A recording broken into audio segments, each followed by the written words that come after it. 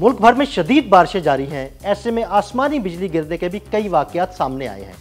लेकिन क्या आप जानते हैं कि बादलों में ये आसमानी बिजली कैसे बनती है, ये कैसे ज़मीन पर गिरती है और इससे कैसे महफूज रहा जा सकता है? आइए आपको तफसील से बताते हैं।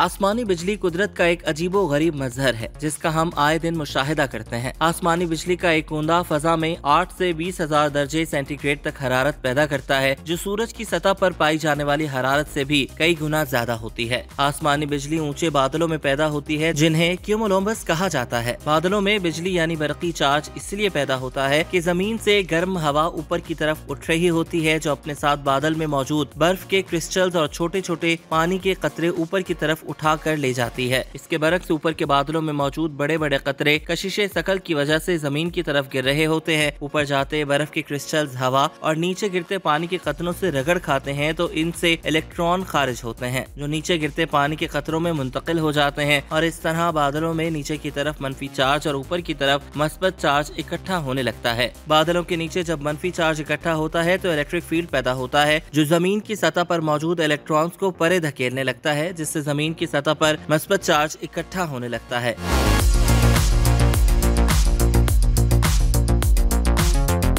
इसी तरह बादलों के निचले हिस्से और जमीन की सतह एक बैटरी की तरह काम करने लगती है, जिससे इलेक्ट्रोस्टैटिक फील्ड पैदा होता है। जब ये इलेक्ट्रोस्टैटिक फील्ड एक हद से बढ़ता है तो हवा के एटमों में से इलेक्ट्रॉन खारिज करने लगता है। इस तरह हवा के एटम यकायक चार्ज प्लाज्मा की शक्ल इख्तियार कर लेते हैं, जो बिजली का बहुत उम्दा कंडक्टर होता है। इस तरह बादलों और जमीन के दरमियान एक शॉर्ट सर्किट पैदा होता है, जिससे बादलों और जमीन के दरमियान करोड़ों एम्पेयर करंट फ्लो करता है। इसे हम बिजली गिरना कहते हैं। अमूमन बिजली बादल के अंदर एक बादल से दूसरे बादल और फिर दूसरे बादल से जमीन पर सफर करती है। आसमानी बिजली को जाहिरी तौर पर दो अहम इकसाम में बयान किया जा सकता है। जब आसमान पर कैमरे के फ्लैश की तरह रोशनी दिखाई दे तो इसे चादर वाली बिजली यानी शीट लाइटनिंग कहा जाता है, जबकि दूसरे किस्म में आसमान पर बिजली टेढ़ी मेढ़ी लकीरों की तरह दिखाई दे तो इसे दरार नुमा बिजली या फोक लाइटनिंग कहा जाता है। याद रहे कि शाखों की तरह ये दरार नुमा आसमानी बिजली बादल से जमीन की जानिब सफर करते हुए पैदा होती है और बाज औकात जमीन पर गिर जाती है। जब इस तरह की आसमानी बिजली पैदा होती है तो इसकी तवानाई से अतराफ की हवा बहुत गर्म होकर फैलती है, जिससे एक जोरदार धमाका सुनाई देता है, जिसे बादलों की गरज से भी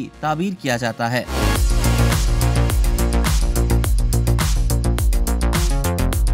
हमारी जमीन पर मौजूद अशिया पर अमूमन मस्बत चार्ज होता है और यूं बिजली का कूंदा जमीन की जानिब लपकने की कोशिश करता है, जिसे जमीन पर बिजली गिरना कहते हैं। इससे जंगलात में आग लग जाती है और लोग और जानवर जलकर राख हो जाते हैं। पाकिस्तान और भारत में आसमानी बिजली गिरने के हवाले से अवाम में कई तोहमात पाई जाती हैं। मसलन घर का पहला बच्चा इसका ज्यादा शिकार होता है तो दूसरी जानिब बुजुर्ग हमें स्याह कपड़े पहनने से मना करते हैं, लेकिन इन दोनों बातों में कोई सदाकत नहीं। माहिरीन मौसमियात इस किस्म की तोहमात को रद्द करते हैं और इन्हें महज वहमा ही तस्लीम करते हैं। अलबत्ता जरूरी है कि आसमानी बिजली से बचने की अहम तदाबीर को जरूर अपनाया जाए। अगर आप बारिश के मौसम में घर से बाहर हैं तो आसमानी बिजली से बचने के लिए कोशिश कीजिए कि हाथ में मोबाइल फोन ना हो। इसी तरह घर की टेलीफोन लाइन और तारों से भी दूर रहें, क्योंकि धात और सर्किट मुकम्मल करके बिजली गुजारने में मददगार होती है। इसी तरह बारिश के मौसम में बिजली से चलने वाले दीगर आलात से भी दूर रहें। अमेरिका में गोल्फर और मच्छरों पर बिजली गिरने के ज्यादा वाकयात रूनुमा होते हैं। शायद इसी की वजह से गोल्फ की धाती छड़ी और पानी में बिजली गुजरने की कुदरती सलाहियत का होना है। इसलिए बारिश के मौसम में खुले मैदान में जाने से गुरेज करें और पानी से भी दूर रहें। अगर आसमान पर बिजली कड़क रही है तो दरख्त के नीचे खड़े होने से गुरेज कीजिए, क्योंकि दरख्तों पर आसमानी बिजली गिर सकती है। इसी तरह बारिश के दौरान लोहे और फौलाद की जंगलों और धाती पाइपों से भी दूर रहें।